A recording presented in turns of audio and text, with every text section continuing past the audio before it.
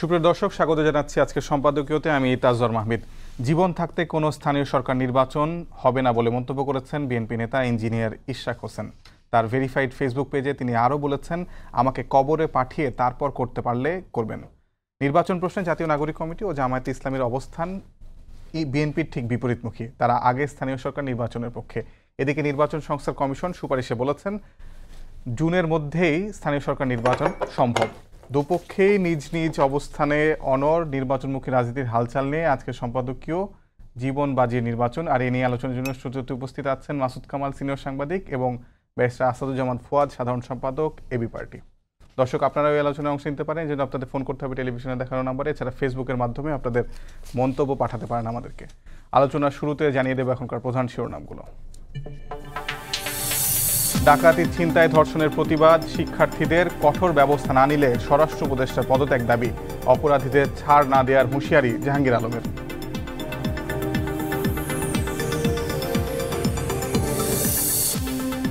আইন শৃঙ্খলা পরিস্থিতি যে কোনো সময়ের চেয়ে খারাপ বলছে বিএনপি। দেশ অস্থির হলে কোনো সংস্কারই কাজে আসবে না। নির্বাচন দেরি হলে অস্থিরতা আরও বাড়ার শঙ্কা।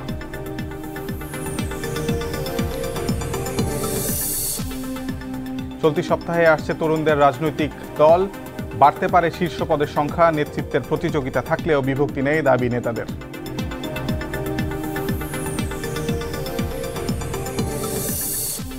No treatment, no release. জুলাইয়ে আহতদের চিকিৎসা না দেওয়ার নির্দেশ দেন শেখ হাসিনা। জানালো ট্রাইব্যুনালের প্রসিকিউশন। 3 পুলিশকে জিজ্ঞাসাবাদের অনুমতি। এবং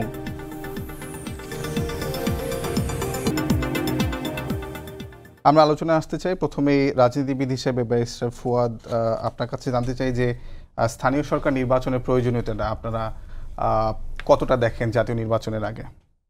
ধন্যবাদ। পক্ষে বিপক্ষে দুটাতেই খুব শক্তিশালী যুক্তি আছে।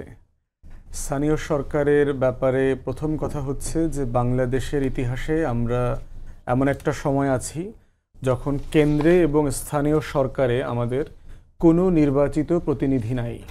আপনি ওয়ার্ড, ইউনিয়ন পরিষদ থেকে পৌরসভা, উপজেলা, সিটি কর্পোরেশন, মিউনিসিপ্যালিটি এবং কেন্দ্রীয় সরকার, সংসদ বলতে যা বোঝানো হয়, তার প্রত্যেকটা জায়গাতে আমাদের কোনো নির্বাচিত সরকার নাই। ইভেন 1971 সালে স্বাধীনতা যুদ্ধের সময় ঘটনাটা ঘটে নাই।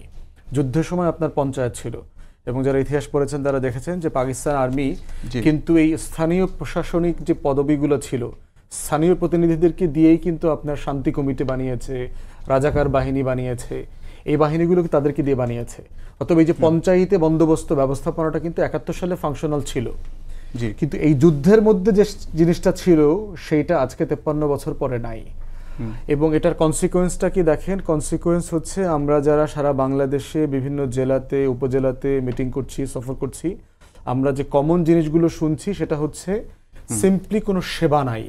ইউনিয়ন পরিষদের অফিস খুলছে না, ওখানে জন্ম সনদ, মৃত্যু সনদ, ইনহেরিটেন্সের সার্টিফিকেট, এগুলোর জন্য, কারণ অধিকাংশ ইউনিয়ন পরিষদের চেয়ারম্যান আপনি জানেন যে নৌকাতে বিজয়ী হয়েছে, সকল বিজয়ী, এবং তারা এখন পলাতক। এখানে অফিস করছে দারোয়ান, পিয়ন, অথবা যিনি কম্পিউটারে কাজ করেন তিনি চেয়ারম্যানের সিগনেচার করে দিয়ে দিচ্ছেন। অধিকাংশ ওয়ার্ডের মেম্বাররা পলাতক যারা আওয়ামী লীগ করেছে। এর ভিতরে যারা অন্যান্য রাজনৈতিক দলের সাথে আপোষ করে ফেলছে, টাকা পয়সা লেনদেন করছে, তারা যাওয়া আসা করছে। তাহলে এই যে সেবাগুলো থেকে জনগণ বঞ্চিত হচ্ছে, এর পাশাপাশি নাই হচ্ছে রাজনৈতিক দলের ফাংশনাল অ্যাক্টিভিটিস, এটাকে কেন্দ্র করে যে তারা যে লোকাল সেবা নিয়ে কথা বলবে, আওয়াজ তুলবে, সেই জায়গাগুলো আমরা এখানে দেখতে পাচ্ছি না। সুরক্ষা রিলেটেড আপনার অনেকগুলো ভাতা আছে বাংলাদেশে। এই নাগরিক সুরক্ষার যে ভাতাগুলো, এগুলোর সাথে কিন্তু আপনার জালিয়াতি জড়িত ছিল। মাঝখানে আপনি শুনেছেন যে টিসিবির যে প্রায় 1 কোটি মানুষকে সাহায্য দেওয়া হয়, টিসিবির যে ওপেন মার্কেট সেলের মাধ্যমে, সেখানে কিন্তু বাণিজ্য উপদেষ্টা বলেছে যে প্রায় 30 থেকে 35 লক্ষ হচ্ছে ভুয়া, যারা সিম্পলি আওয়ামী লীগের ভোটার, এই ল্যাসপেন্সার যারা আছে তারা এই সাহায্য সুবিধাটা নিচ্ছে। জেনুইনলি যে সকল নাগরিকের এই সুবিধাটা পাওয়ার কথা তারা পাচ্ছে না। মৎস্যজীবীদের কাছ থেকে আমরা শুনলাম উপকূলীয় অঞ্চলে, আপনার ভোলাতে, পটুয়াখালীতে, কক্সবাজারে, যে সময়টাতে মাছ চাষ নিষিদ্ধ থাকে, এই সময় একটা মৎস্যজীবীদের ভাতা দেয়া হয়। এই ভাতাটা এখন পাচ্ছে হচ্ছে রাজনৈতিক ছত্রছায়া যারা গুন্ডামি পান্ডামি করে, অথবা আগে যারা পেয়েছে আওয়ামী লীগের লেসপেন্সাররা পেয়েছে, জেনুইন মৎস্যজীবীরা পাচ্ছেন না। তাহলে এটা আইডেন্টিফাই করতে পারে কে? তাহলে এই যে একটা সেবার সিরিয়াস ঘাটতি হচ্ছে, আপনার প্রত্যেকটা ধাপে ধাপে এইটার কোনো রিপ্লেসমেন্ট সরকার বিবেচনা না করেই অধিকাংশ স্থানীয় প্রশাসনকে সাসপেন্ড করে দিয়েছে। রাইট রিজনে করেছে, কারণ এগুলো আওয়ামী লীগের মানে ল্যাসপেন্সার কমিউনিটি এখানে নির্বাচিত হয়েছে, এগুলো ভোটে নির্বাচিত হয়নি। তাহলে আপনি যেটা করবেন একটা কাজ রাষ্ট্রের স্বার্থে করতে হলে আপনাকে চিন্তা করতে হবে তার বিকল্পটা কি হবে, আমি এটার বিকল্পটা কি দিয়ে রিসেট করব, এটা রিপ্লেসমেন্টটা কোন প্রসেসে হবে, কয় দিনের মধ্যে হবে, এটা সার্ভিসটা ইন্টারাপ্টেড হবে কিনা এর মধ্যে, এর কোনো কনভারসেশন তখন আমরা দেখি নাই। সাডেনলি একটা চিঠি দিয়ে সব কিছু করে দেওয়া হলো। করেছে যারা স্বতন্ত্র নির্বাচন করেছে নিজস্ব ইন্ডিপেন্ডেন্ট ক্যান্ডিডেট হিসেবে, সেই সকল ইউনিট বাতিল করেছে। কিন্তু ইউনিয়ন পরিষদ তো আপনার প্রতীকে নির্বাচন হয়েছে, নৌকায় নির্বাচিত হয়েছে, তাদেরকে আবার বাতিল করে নাই। তাহলে রাষ্ট্র যখন একটা পলিসি ফ্রেম করবে, এই পলিসিটা কনসিস্টেন্ট হইতে হবে, সঙ্গতিপূর্ণ হইতে হবে প্রত্যেকটা ইউনিটের সাথে। তো এই পলিসিটা সঙ্গতিপূর্ণ হয় নাই। থার্ড যেটা হয়েছে যে এখানে অনেক নির্বাচিত প্রতিনিধি আছেন সিটি কর্পোরেশনে, পৌরসভাতে, উপজেলাতে, যারা বিএনপির জামাতের বিদ্রোহী প্রার্থী, যারা দল থেকে বহিষ্কৃত হয়েছে, যারা ইন্ডিপেন্ডেন্ট ক্যান্ডিডেট, কোনো রাজনৈতিক দল করেন না, আওয়ামী লীগকে হারিয়ে হয়েছেন, তাদেরকে কেন বাদ দিলেন? তাহলে আপনি যে প্রসেসটার কথা বলছেন, এই পলিসি ফ্রেমওয়ার্কটা তো আপনার কনসিস্টেন্ট হইল না। ফোর্থ হচ্ছে রিপ্লেস করলো কাদেরকে দিয়ে? আমলাদেরকে দিয়ে। আমলারা কারা?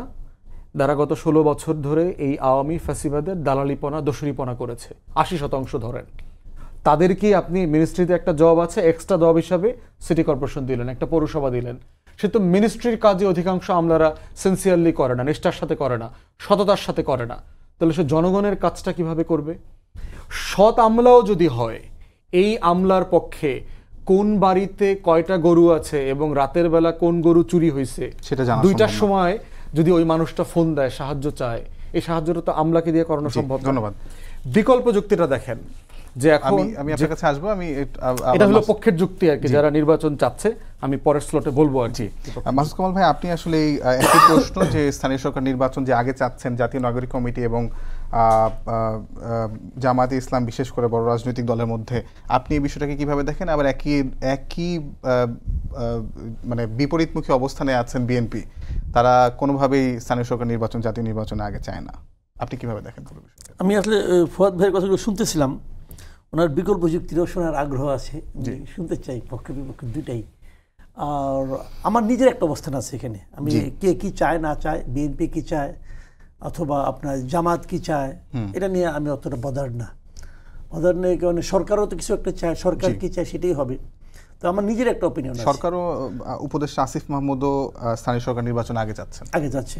হ্যাঁ, সবারই একটা করে মতলব আছে। তো আমার একটা অপিনিয়ন আছে আর কি, আমি মনে করি স্থানীয় সরকার নির্বাচনটা আগে হওয়া উচিত। আমি মনে করি কেবল এবারই না, এবার এই যে অত কারণগুলি, যে যুক্তিগুলি ফুয়াদ ভাই দিলেন, এর বিপরীত যুক্তিটা ওনার কাছ থেকে আমি শুনবো আসলে কি কি কারণে চাওয়া উচিত, কি কি কারণে না চাওয়া উচিত। বাট আমি মনে করি কেন চাওয়া উচিত সেটা আমি বলি। দেখেন, গত 16 বছর ধরে, 16.5 বছর ধরে একটা আন্দোলনের মাধ্যমে শেখ হাসিনা সরকারের কিন্তু পতন ঘটেছে। 2014 যে নির্বাচনটা সকল বিরোধী দল বর্জন করলো। কেন বর্জন করলো? একটা কারণে বর্জন করেছে, তারা বলেছে যে আমরা একটা তত্ত্বাবধায়ক সরকারের অধীনে নির্বাচন চাই। ঠিক আছে, কেন তারা তত্ত্বাবধায়ক চাইলো? কেন চাইলো? তারা চাইলো এ কারণে যে তারা মনে করেছে যে তত্ত্বাবধায়ক সরকারের অধীনে নির্বাচন না হলে যে সরকার থাকে তারা নির্বাচনটাকে প্রভাবিত করতে পারে। এবং সরকার প্রভাবিত করলে সেই নির্বাচনটা অবাধ ও সুষ্ঠু হয় না। আচ্ছা, নির্বাচন অবাধ ও সুষ্ঠু না হলে কার ক্ষতি হয় বলেন তো? জনগণের ক্ষতি হয়। কারণ জনগণ যাকে নির্বাচিত করতে চায় তাকে নির্বাচিত করতে পারে না। সরকার যাকে নির্বাচিত করতে চায় সে নির্বাচিত হয়ে যায়। তাহলে জনগণের স্বার্থে কিন্তু আমরা তত্ত্বাবধায়ক সরকারটা চেয়েছি। তত্ত্বাবধায়ক সরকারের কাজটা কি? একটা অবাধ এবং সুষ্ঠু নির্বাচন করা। তাহলে স্থানীয় সরকার যদি, এই নির্বাচনটা যদি একটা সরকারের, একটা দলীয় সরকারের অধীনে হয়, তো সেই নির্বাচনে কি আপনার একই রকম প্রভাব বিস্তার হবে না? হবে তো হবে। তাহলে আমি অর্ধেক নির্বাচন চাচ্ছি, জাতীয় নির্বাচন চাচ্ছি তত্ত্বাবধায়ক সরকারের অধীনে, আর স্থানীয় সরকার নির্বাচন চাচ্ছি দলীয় সরকারের অধীনে, এটা তো ভাই স্ববিরোধী।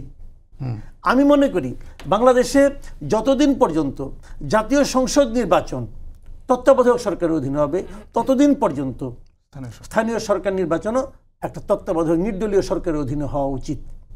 তাহলেই আমরা আমাদের জনপ্রতিনিধি অথবা উন্নয়নের প্রতিনিধি অথবা স্থানীয় সরকার আমরা নিরপেক্ষ এবং যথাযথ পেতে পারবো, এছাড়া সম্ভব না।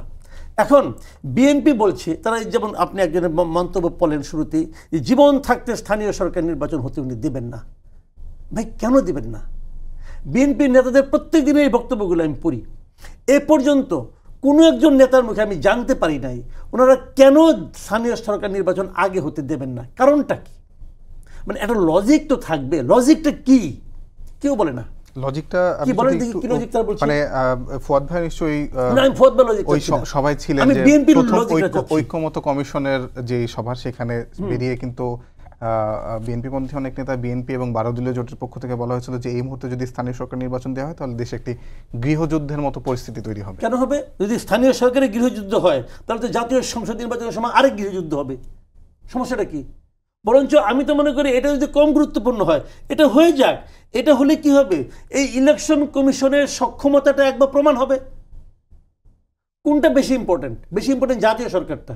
তো এই ইলেকশন কমিশন দিয়ে আপনি নির্বাচনটা করতে দেন, যদি তারা ভালোভাবে করতে পারে তাহলে আমরা বুঝতে পারবো এরা করতে পারবে। আর যদি ভালোভাবে করতে না পারে তখন আমরা বলবো এরা তো এই নির্বাচনই করতে পারে না, তাহলে বড়টা কেমন কেন করবে? এটা সরকারেরও একটা টেস্ট কেস হবে, দুই দলের একটা টেস্ট কেস হবে। একটা টুর্নামেন্টে যখন যায় একটা দল কি করে? প্রথম কিন্তু একটা ছোট ম্যাচ খেলে, একটা মানে গা গরম। এটা গা গরম হোক না, অসুবিধাটা কি? নির্বাচন কমিশন তো বলে নেই আমি পারবো না, তারা তো বলছে তারা জুন জুলাই পারবে। সমস্যাটা কি? সব দেওয়ার দরকার নেই, আপনার অনেক বড় নির্বাচন হয়ে যাবে, ঠিক আছে। আপনি ইউপি নির্বাচনগুলোতে এখন বাতিল করা হয়নি, ইউপিতে এখন আছে, তা আপনি সিটি কর্পোরেশন দেন, আপনি পৌরসভা দেন, এটা দিয়ে তারপরে আপনি দেখেন। আমার কথা হলো কি, এখন পর্যন্ত তারা লজিকটা দেখাতে পারে নাই যে কেন তারা চায় না। মোদ্দা কথা হলো, আমি যদি বলি আবার অনেকে মন খারাপ করবে, মোদ্দা কথা হলো ইলেক্টেড হয়ে যাওয়ার পর বিএনপি মনে করতেছে তারা ইলেক্টেড হয়ে যাবে, তারা মনে করতেছে তারা সরকার গঠন করবে, তারপরে তারা মনোনয়ন বাণিজ্য করবে। That is the main cause. আমি মনে করি, আমি একজন সাধারণ পাবলিক হিসেবে মনে করি এটা একটা ধান্দা আছে রে ভাই। এই ধান্দার বাইরে তারা এখনো যাইতে পারে নাই, ভেরি আনফরচুনেট। জি ফুয়াদ ভাই, আমি আপনার বিপক্ষের যেই যুক্তিগুলো ছিল সেগুলো শুনতে চাই, একই সঙ্গে আপনাকে প্রশ্ন করতে চাই। আপনি ছিলেন না সম্ভবত, আপনার দলের প্রতিনিধিরা ঐক্যমত্য কমিশনের সবাই ছিলেন, সেখানে ভেতরেই আলোচনা হয়েছে যে স্থানীয় সরকার নির্বাচন আগে দিলে দেশে একটি গৃহযুদ্ধের মতো পরিস্থিতি তৈরি হবে। আপনি এটা সম্পর্কে আপনার মতামত কি? প্রথম কথা হচ্ছে যে যারা নির্বাচন চাচ্ছে না, বড় দল হিসেবে বিএনপির বক্তব্য যেটা বারবার আসছে, তার যুক্তিটা কি? সে মনে করছে যে নির্বাচন কমিশনের এবং সরকারের সাফিসিয়েন্টলি প্রশাসন, পুলিশের উপরে যে কর্তৃত্ব তৈরি হওয়া দরকার, সেই কর্তৃত্ব এখনো তৈরি হয়নি। আপনি আপনাদের নিউজের হেডলাইনে বলেছেন যে আইন শৃঙ্খলা পরিস্থিতি অনেক নাজুক হয়ে গেছে। এই সিচুয়েশনে নির্বাচন করতে গেলে সারা দেশে যে প্রস্তুতি দরকার, ভোটার তালিকা হালনাগাদ করার জন্য বলছে নির্বাচন কমিশন বলছে যে আমার অক্টোবর থেকে মার্চ মাস পর্যন্ত লেগে যেতে পারে। তো এই পিরিয়ডের ভিতরে মানে আপনি কয়টা নির্বাচনের প্রস্তুতি নেবেন? দ্বিতীয়ত হচ্ছে বলা হচ্ছে যে দেশের তো ফাইন্যান্সিয়াল সিচুয়েশন ভালো না, আপনার অর্থনীতি মানে বাউন্স ব্যাক করছে, ভালোর দিকে ফিরে আসছে, স্থিতিশীলতা আসতেছে অর্থনীতিতে। তো সেই জায়গাতে আপনি অর্থনীতিকে স্টেবল রাখার জন্য কি এখন এই মুহূর্তে খরচের এক্সট্রা বোঝা নেবেন কিনা? থার্ড হচ্ছে যে এটাকে কেন্দ্র করে রাজনৈতিক দলগুলোর ভিতরে সহিংসতা, সংঘাত এবং অন্তর্ঘাতী আর কি যে ঝামেলাগুলো, সেগুলো রক্তপাতের দিকে চলে যাবে, যেটা পলিটিক্যাল পার্টিগুলোর মধ্যে আমরা অ্যাপারেন্টলি দেখতে পাচ্ছি, যেটা এখন আপাতত মুখের মধ্যে আছে, স্লাইটলি সংঘর্ষের দিকে যাচ্ছে। স্থানীয় প্রশাসনের দিকে গেলে এটা ফুল স্কেল রাজনৈতিক সহিংসতার দিকে যাবে বলে তারা আশঙ্কা করছে, এবং তারা বোধ করছে তারা দলের নেতাকর্মীদেরকেও নিয়ন্ত্রণ করতে পারবে না। এই আশঙ্কাগুলো এখানে রয়ে গেছে।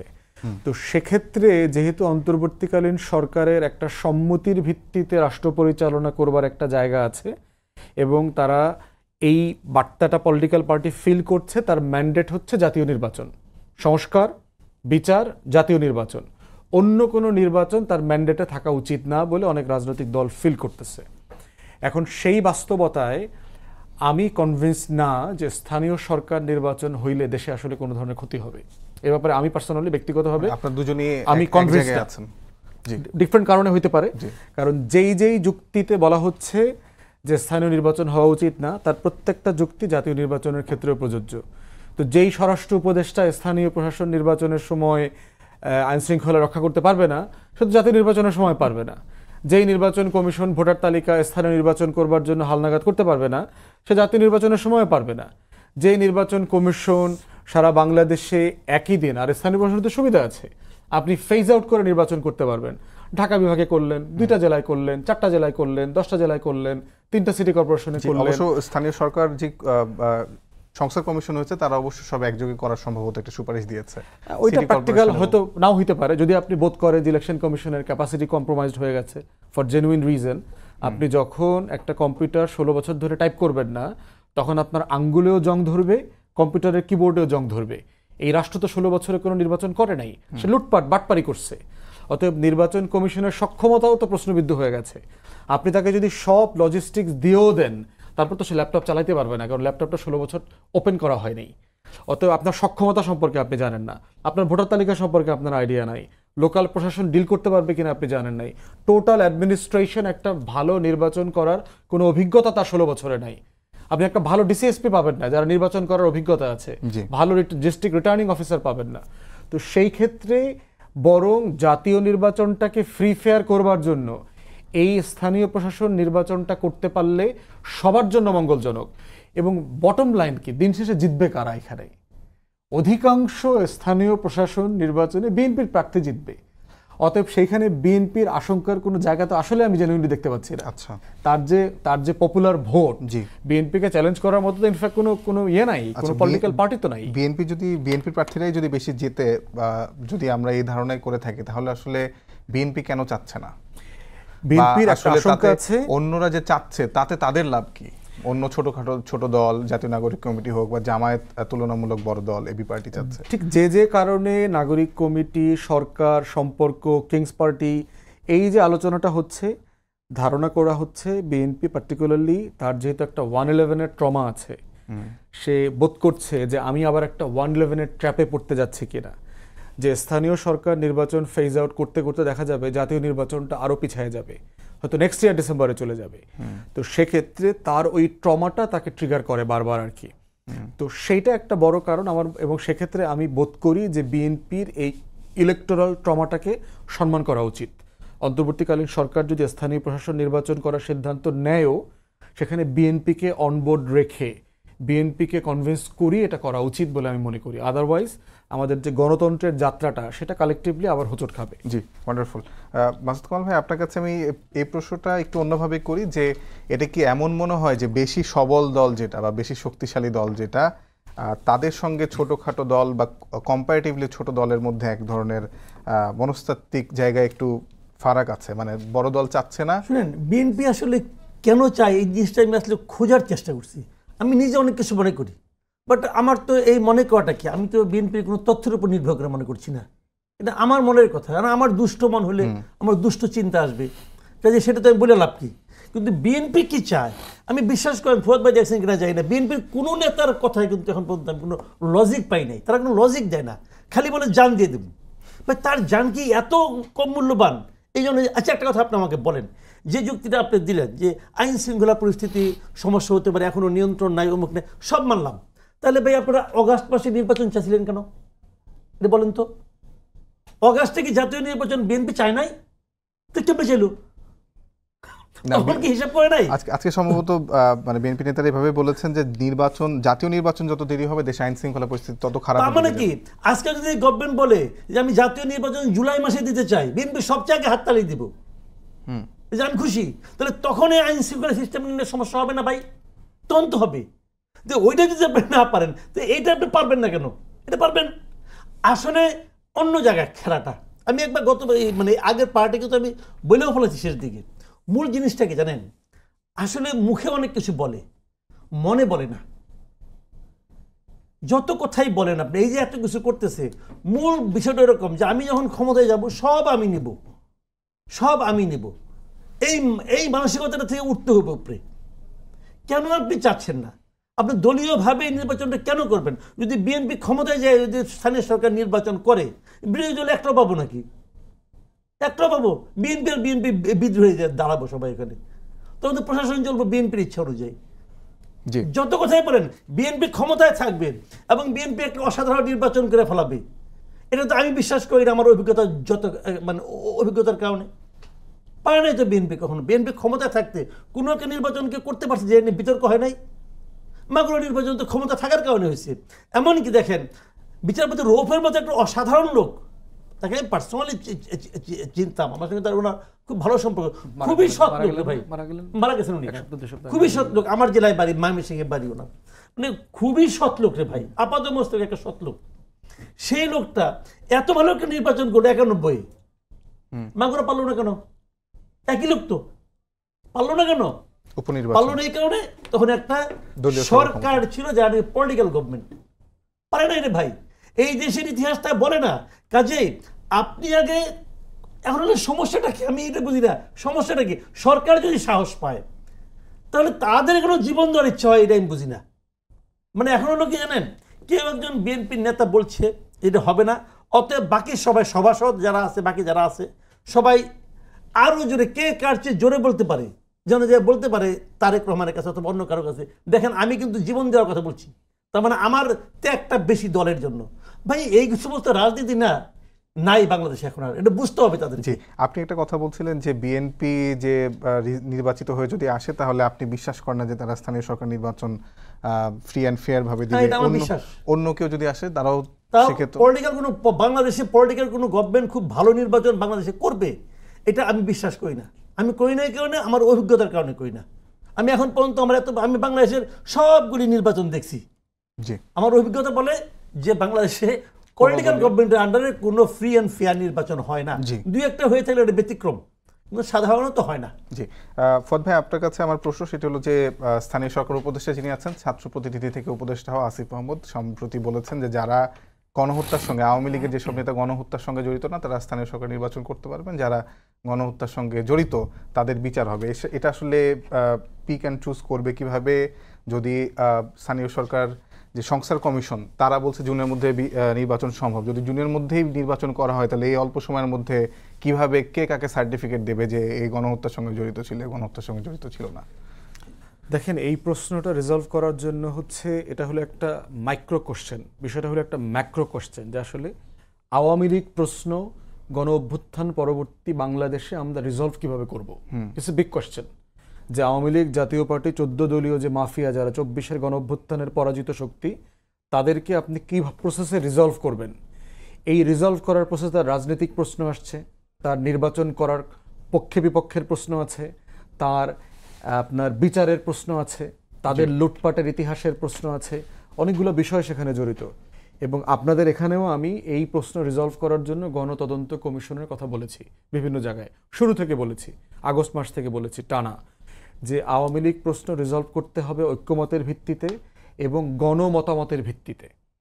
আমরা অনেক সময় দেখা যায় যে অনেক বিষয় সঠিক, কিন্তু সঠিক বিষয়টাও চাপিয়ে দেওয়া যায় না। গণতন্ত্রের তো একটা মানে বৃহৎ প্রক্রিয়া, সেটার জন্য তো সময় দরকার। এখন যদি বলা হয় যে সাপোজ মানে সংস্কার কমিশনের সুপারিশ অনুযায়ী যদি জুনের মধ্যে নির্বাচন হয়, আর আসিফ মাহমুদের কথা অনুযায়ী যদি মানে গণহত্যার সঙ্গে জড়িত না বলে আওয়ামী লীগের অনেকে এই নির্বাচনে অংশ নেয়, তাহলে আওয়ামী লীগ পুনর্বাসন হবে কিনা? এটা তো একটা লার্জলি একটা পসিবিলিটি আছে যদি কোনো স্ক্রিনিং মেকানিজম না করা যায়। সেক্ষেত্রে যেটা হবে, একটা তো হচ্ছে যে আপনাকে তো আগে একটা নীতিমালা তৈরি করতে হবে যে এই প্রসেসে আপনি কাদেরকে নির্বাচন করতে দেবেন না। দ্বিতীয়ত হচ্ছে নীতিমালাটা তৈরি করবার পরে এই নীতিমালার সাথে রাজনৈতিক দলগুলোর ঐক্যমত লাগবে যে হ্যাঁ, এই ঐক্যমতের ভিত্তিতে, এই নীতিমালার ভিত্তিতে এই নির্বাচনটা হতে পারে প্রার্থিতা বাছাইয়ের ক্ষেত্রে। তৃতীয়ত হচ্ছে এটা ইলেকশন কমিশনের আইনের ভিতরে অ্যাডপ্ট করতে হবে। আইনের ভিতরে অ্যাডপ্ট করলে পরে ইলেকশন কমিশনের ভিতরে একটা মেকানিজম ক্রিয়েট করতে হবে, যেটা স্ক্রিনিংটা আপনি কিভাবে করবেন, পরীক্ষাটা নেবেন কিভাবে, পরীক্ষা পদ্ধতি তো ঠিক করতে হবে যেটা আপনি কিভাবে স্ক্রিনিং করবেন। এরপরে পঞ্চমত আসবে, এটা একটা জুডিশিয়াল ওভারসাইট থাকতে হবে, যে এই প্রসেসটাকে তো চ্যালেঞ্জ করার মতো একটা বডি থাকতে হবে, যে রাষ্ট্রের যে পক্ষে বিপক্ষের সিদ্ধান্তটাকে যে অবজেক্টিভলি আবার জাজ করতে পারবে, বিচারিক প্রক্রিয়া থাকতে হবে। তাহলে সেই পুরো প্রসেসটাকে যদি একসাথে অ্যাড্রেস না করা হয়, তাহলে আমরা আশঙ্কা করছি এটার মধ্য দিয়ে আওয়ামী লীগের পুনর্বাসিত হওয়ার একটা সম্ভাবনা আছে। বাজে লোকরা পুনর্বাসিত হইতে পারে, যারা গণহত্যায় সংশ্লিষ্ট ছিল তারা পুনর্বাসিত হইতে পারে, যারা লুটপাটের সাথে সংশ্লিষ্ট ছিল তারা পুনর্বাসিত হইতে পারে, এবং দিন শেষে গণ অভ্যুত্থানের পরাজিত শক্তিরাই কোনো না কোনো ফর্মে ফিরে আসতে পারে। তো সেই কনসার্নটা কিন্তু বিএনপির মির্জা ফখরুল সাহেব রেজ করেছেন, যে স্থানীয় নির্বাচনের মাধ্যমে দোসররা আবার ফিরে আসতে পারে। তো সেটাকেও অ্যাড্রেস করা দরকার, এবং সেটা যদি একটা থরো প্রসেসে না করা হয়, খুবই হ্যাপাজার্টলি করা হয়, তাহলে যেটা হবে এটা কারো বেনিফিট হবে না। এবং যে পক্ষই, কারণ আওয়ামী লীগের যেহেতু একটা ভোট ব্যাংক আছে, আওয়ামী লীগের যেহেতু একটা বিশাল টাকাওয়ালা শ্রেণী আছে এলাকায় এলাকায়, মহল্লায় মহল্লায়, তারা কিন্তু একটা লেনদেনের প্রক্রিয়ায় জড়িয়ে গেছে, টাকা এবং আপনার ভোটের মাথা। এই দুই জিনিসটা আমাদের ইলেকশন প্রসেসকে বরাবরই করাপ্ট করেছে, পলিউট করেছে। অতএব সেই আশঙ্কাটা উড়িয়ে দেওয়া যাবে না। অসংখ্য ধন্যবাদ। মাসুদ ভাই, আপনার কাছে আমার শেষ প্রশ্ন, সেটি হলো যে স্থানীয় সরকার উপদেষ্টা আসিফ মাহমুদের যে বক্তব্য, এই বক্তব্য কি আসলে একটা একটা বিরাট লুপ হোল এখানে আছে কিনা, এবং সেটা আসলেই দল হিসাবে আওয়ামী লীগকে কিংবা আওয়ামী লীগের কর্মীদেরকে একদিকে মুজিববাদ আমরা কবর রচনা করবে এটা বলা হয়, আবার একদিকে স্থানীয় সরকার নির্বাচনে আওয়ামী লীগের যারা গণহত্যার সঙ্গে জড়িত না তাদেরকে আসতে উৎসাহিত করা হয়। আসলে কিভাবে দেখেন বিষয়টা? দেখেন, আসলে সত্যি কথা বলতে কি, আমি সিনসিয়ারলি বলি, আমি না ওনার কথা আসলে খুব একটা গুরুত্ব দিই না। কারণে উনি ছোট মানুষ, অনেক বড় একটা পদ পেয়ে গেছেন এবং অনেক গুরুত্বপূর্ণ একটা মন্ত্রণালয় পেয়েছেন। ওনার বাবার ভাষায় দেশের সবচেয়ে বড় মন্ত্রণালয় ওনার ছেলে পেয়েছেন। ওনার বাবার একটা ভিডিও আমি দেখছি এরকম, মুরাদনগরে উনি বলেছেন যে সবচেয়ে বড় মন্ত্রণালয়টা আমার ছেলে পেয়েছে। এবং উনি এটাও বলেছেন যে আমার ছেলে এই এলাকায় মসজিদে অমুক অত টাকা দিয়েছে, অত টাকা দিয়ে 10 লাখ টাকা দিয়েছে, অমুক দিয়েছে, তমুক দিয়েছে। কীভাবে দিল আমি জানি না, কোন খাত থেকে দিল তাও জানি না। এবং উনি নাকি সামনে ইলেকশনও করবেন, সেরকম ওনার বাবা ভোটও চেয়ে রাখছেন আগের থেকে। এটাই উনি কীভাবে করেন এবং এটা করার মাধ্যমে এই সরকারের নিরপেক্ষতা ওনার কারণে কতটুকু ক্ষুণ্ণ হইল, এটা কি ডক্টর ইউনূস দেখবেন কি না এটাও আমি জানি না। এগুলি সবই তো আমাদের দেখি, প্রশ্ন আসে, প্রশ্নের কোনো জবাব পাই না। কাজে উনি কি বলছেন আমি খুব একটা গুরুত্ব দেই না ওনার কথা। উনি একবার বলেছিলেন যে আওয়ামী লীগকে নিষিদ্ধ করা হবে, এই সরকারি নিষিদ্ধ করা সমস্ত কিছু ঠিকঠাক হয়ে গেছে, বিএসএসের কাছে একটা ইন্টারভিউ দিয়েছিলেন। আবার পরে বলতেছেন আওয়ামী লীগের যারা নাকি গণহত্যা এবং অপরাধের সঙ্গে যুক্ত নয় তারা ক্ষমা চাইলে নির্বাচন করতে পারবেন। তো যে লোক যুক্ত নেই তাকে ক্ষমা চাইতে হবে কেন? যে লোক কোনো অপরাধ করে নাই তাকে ক্ষমা চাইতে হবে কেন? আওয়ামী লীগ করার জন্য ক্ষমা চাইতে কেন? আওয়ামী লীগ করা যাবে না কেন? সে করছে, সে কোনো অপরাধ করে নাই, সে অপরাধ করে নাই। উনি বলছেন অপরাধ না, যারা নাকি অপরাধ করে নাই তাদের ক্ষমা চাইতে হবে কেন? কারণটা কি ভাই? এটা পৃথিবীর কোন গণতান্ত্রিক দেশে এটা বলা হবে যে আপনি কোনো অপরাধ করেন নাই অতএব আপনাকে ক্ষমা চাইতে হবে কেন? ভাই আমি একটা কথা বলি, যারা ক্ষমতায় যায় না তারা মনে করে কি আমি বুঝতে সারা জীবন এরকমই থাকুক। এটা নিয়ম না, এটা হয় না, ইতিহাসটা বলে না। শেখ হাসিনা কি 1 মাস আগেও ভাবছিল তাকে এরকমভাবে লেজ গুটিয়ে পালাইতে হবে? ভাবে নাই তো। তো ওনারা ভাবতেছেন না, কি করবেন? দিন এভাবে যাবে না। বিষয়গুলো হলো কি, কথাবার্তা বলার সময় সাবধানে বলতে হবে, সাবধানে বলতে হবে। কারণ আপনার প্রত্যেকটা কথা রেকর্ড হচ্ছে, মানুষের মাথায় রেকর্ড হচ্ছে। মানুষ একসময় যদি আপনার সামনে হাসাহাসি করে কোথায় থাকবেন আপনি তখন? এত সহজ না দুনিয়াটা। বাংলাদেশে ভাই 6টা ঋতু, বুঝছেন? শীতকালে মনে করেন ঠান্ডা সব গরম কাপড় বানাইলেন, গরম কাপড়ে কি পরবেন? গ্রীষ্মকালে কি পরবেন ভাই? গ্রীষ্মকালের জন্য পোশাক ঠিক রাখেন। জি, অসংখ্য ধন্যবাদ মাসুদ ভাই। সবাইকে ধন্যবাদ জানিয়ে শেষ করছি আজকের সম্পাদকীয়। আগামীকাল আবারও দেখা হবে রাত 10টায়। দেখার আমন্ত্রণ রইল। শুভরাত্রি।